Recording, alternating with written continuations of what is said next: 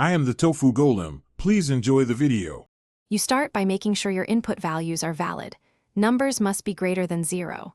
Next, click the cell where you want the result and type equals log, followed by the cell reference, a comma, then the base, for example 10.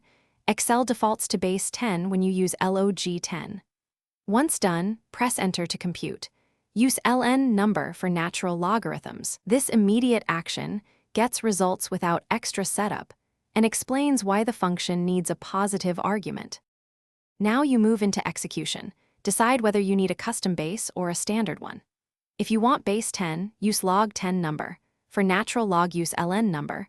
For any other base, use log number base. To apply the same base to many rows, put the base in a fixed cell and use an absolute reference like $B$1 so every copied formula points to it. Once copied, check a few cells to confirm consistent outputs. Mismatched references cause wrong results. Finish by formatting the results as number and set decimals so values are readable.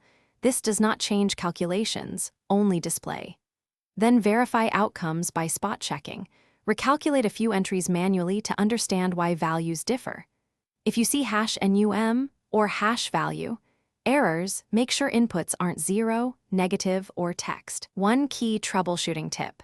Use isNumber to find bad inputs and trace formula to reveal.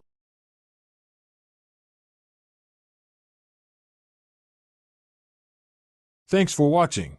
Consider subscribing if we helped you today.